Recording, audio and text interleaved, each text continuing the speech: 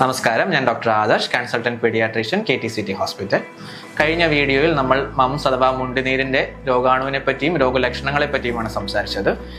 അതിന് മൂലമുണ്ടാകുന്ന കോംപ്ലിക്കേഷൻസിനെ പറ്റിയും അതിൻ്റെ ചികിത്സാ രീതികളെ പറ്റിയുമാണ് നമ്മൾ ഈ വീഡിയോയിൽ കവർ ചെയ്യാൻ പോകുന്നത്. അണുബാധ തലച്ചോറിനെയും തലച്ചോറിലെ ആവരണത്തെയും ബാധിക്കുന്ന മെനിഞ്ചോ എൻകഫലൈറ്റിസ് എന്ന രോഗാവസ്ഥയാണ് ഇതിൽ ഏറ്റവും പ്രധാനം. ശക്തമായ തലവേദന, അമിതമായ ക്ഷീണം, ശക്തമായ ഛർദിൽ, ഇതൊക്കെയാണ് ഇതിൻ്റെ രോഗലക്ഷണങ്ങൾ. പാൻക്രിയാസ് ഗ്രന്ഥിയുടെ വീക്കം ഉണ്ടാകാനുള്ള സാധ്യതയും ഈ രോഗാവസ്ഥയുള്ള കുട്ടികളിൽ കൂടുതലാണ്.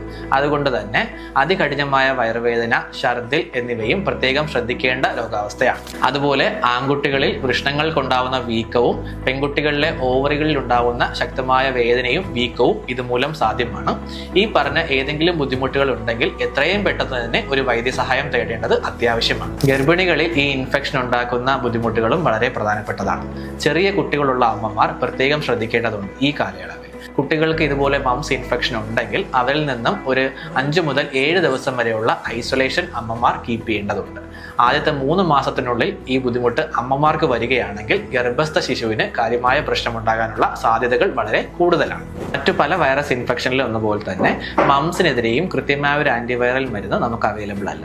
അതുകൊണ്ട് തന്നെ പനിയുടെയോ വേദനയുടെയോ മരുന്നുകൾ വഴി തന്നെ നമുക്കതിനെ ട്രീറ്റ് ചെയ്യാവുന്നതേ ഉള്ളൂ. 90% കുട്ടികൾക്കും പനിയുടെ മരുന്ന് വഴിയോ വേദന സംഹാരികൾ വഴിയോ ആ തടുപ്പിന് മേലെയുള്ള ചെറിയ ചൂട് നൽകുന്നതിലൂടെയോ അവരുടെ ബുദ്ധിമുട്ടുകൾ കുറഞ്ഞു പോകാറാണ് പതിവ്. അതുപോലെ തന്നെ സെക്കൻഡറി ബാക്ടീരിയൽ ഇൻഫെക്ഷൻസ് ഇല്ലാത്ത പക്ഷം ആന്റിബയോട്ടിക്കുകൾക്ക് മംസ് ഇൻഫെക്ഷനിൽ നമുക്ക് റോളില്ല. മംസ് ഇൻഫെക്ഷനെ നമുക്ക് എങ്ങനെ പ്രതിരോധിക്കാം? മംസ് വൈറസിനെതിരെ വാക്സിനുകൾ നമുക്ക് അവൈലബിൾ ആണ്. ഗവൺമെന്റ് സ്കെഡ്യൂളിലെ MR വാക്സിനിൽ നമുക്കിപ്പോൾ മംസ് വൈറസിനെതിരായ വാക്സിൻ വരുന്നില്ല. അതുകൊണ്ട് തന്നെ Indian academy of pediatrics schedule പ്രകാരം നമുക്ക് 9ാം മാസത്തിലും 15ാം മാസത്തിലും 4 മുതൽ 6 വയസ്സിനിടയിലുള്ള പീരീഡിലും 3 ഡോസസ് ആയിട്ട് MMR വാക്സിൻ കൃത്യമായി എടുക്കുന്നതിലൂടെ കുട്ടികളിൽ മംസ് വൈറസ് പടരുന്നത് നമുക്ക് പ്രതിരോധിക്കാവുന്നതാണ്. ഇതുവരെ മംസ് വാക്സിൻ എടുത്തിട്ടില്ലാത്ത കുട്ടികൾക്ക് ഈ ഒരു പകർച്ചവ്യാധിയുടെ സമയത്ത് മംസിനെതിരെ പ്രൊട്ടക്ഷൻ കിട്ടുന്നതിനായിട്ട് 2 ഡോസസ് ഓഫ് MMR വാക്സിൻ ഒരു 4 ആഴ്ച ഗ്യാപ്പിൽ എടുക്കുന്നത് നല്ലതായിരിക്കും.